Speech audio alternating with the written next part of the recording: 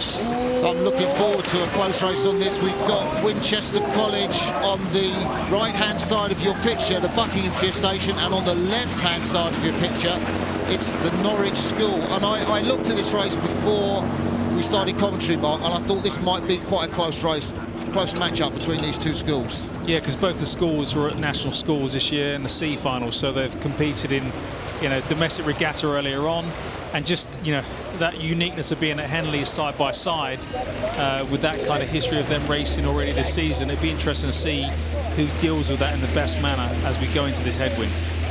Winchester just showing ahead. That's like a deck ahead. You'd say a deck if you're American, and you'd say it was a canvas if you're in Britain, because the boat coverings on the bow and the stern used to be made of canvas. So I've just got that narrow lead, 2 or 3 metres, Winchester College. One of the oldest school boat clubs in the country, founded back in 1867, and no stranger to competition at Henley. No, exactly. And the really important thing about this type of condition we have today with this wind is really getting into that rhythm as early as possible, making it as strong, as efficient. And they seem to have just calmed down now. Both boats are bow ball to bow ball.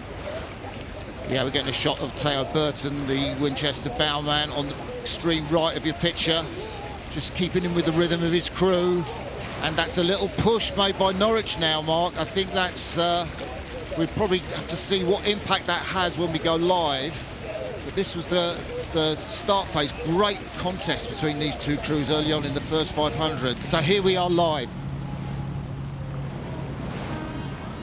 Norwich School look to be out in front. Oh yeah, wow, they've really laid it down, haven't they? Just from the barrier through to coming through to Fawley, they've really laid down that burst.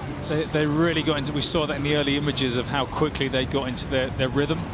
And we talk about the wind, the length of the Henley course. It's so important on a day like today that you don't spin the wheels too early or for too long at the start.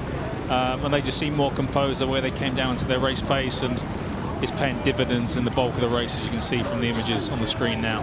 Norwich School row at the Whitlingham Country Park, and distinguished history in the regatta.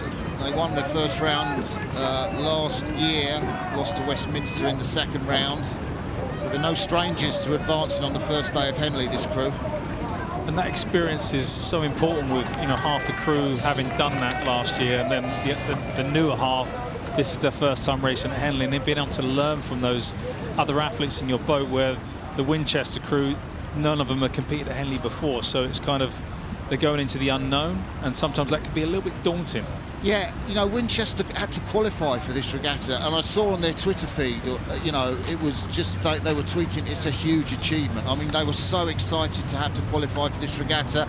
I know people at Winchester School will be watching this on the Henley Regatta feed, and really enjoying the fact that they've got a crew here at Henley. It means so much to a school, doesn't it? And it sets the tone for the next group coming through, or the next year group.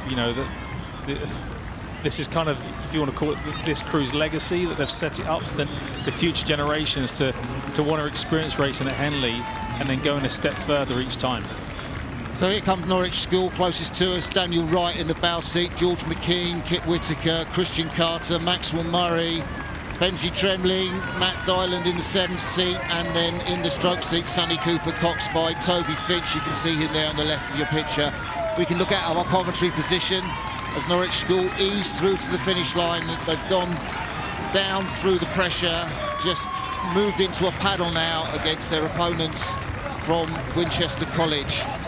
And it's Norwich School come up to the finish line. Thought it would be a close race, didn't turn out that way.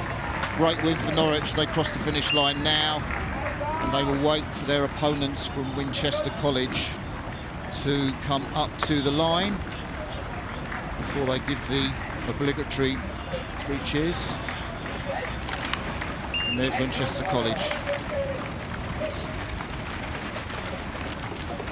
So, confirmation of that result. Norwich School beat Winchester College in the heat of the Princess Elizabeth Challenge Cup.